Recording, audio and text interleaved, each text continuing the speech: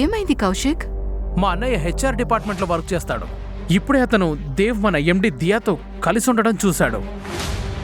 ఒకవేళ దేవ్ దియా మేడంకి మీ మీద కంప్లైంట్ చేస్తే? లేదు, ఒకవేళ మామ్ ఇమేజ్ దెబ్బతింటే నా జాబ్ కూడా ఊడిపోతుంది. ఆ దేవ్ నా హ్యాపీనెస్ ని అతను చూడలేడు. నా మీద పగ తీర్చుకోవడానికి ఇంత నీచానికి దిగజారుతున్నాడు. ఓ గాడ్, అసలు ఎందుకు ఆ వెధవని పెళ్లి చేసుకున్నాను? కౌశిక్, నువ్వు ఈ కంపెనీకి ఎంత లాయల్గా ఉంటావు. 10 ఏళ్లుగా నమ్మకంగా పనిచేస్తున్నావు. అందరూ నీ మాట తప్పకుండా వింటారు. అందుకే నువ్వే చెప్పు, ఇప్పుడు మనం ఏం చేద్దాం అని.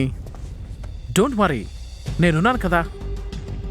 నేను ఈ కంపెనీలో సీనియర్ ఇంకా లాయల్ ఎంప్లాయీని. పైగా దియా మేడంకి నా మీద చాలా నమ్మకం ఉంది. నేను స్వయంగా నీ గురించి ఆవిడకు రికమెండ్ చేస్తాను.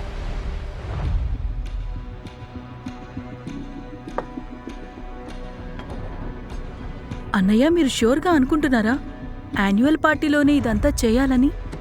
నా మాట విని మీరు మీ గురించి ఆలోచించుకోండి, తనని మర్చిపోండి. లేదు దియా, అలా మర్చిపోలేను.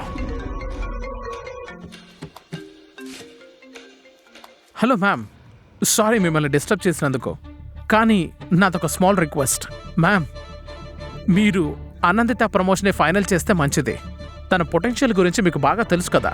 ఇక వేరే విషయాల గురించి ఆలోచించకండి. She is the best choice. Mister Kaushik, next MD ఎవరనేది నువ్వు ఆలోచించాల్సిన అవసరం ఏమీ లేదు.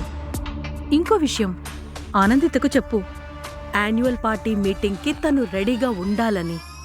ఎందుకంటే అక్కడ తన కోసం ఒక పెద్ద సర్ప్రైజ్ వెయిట్ చేస్తుంది.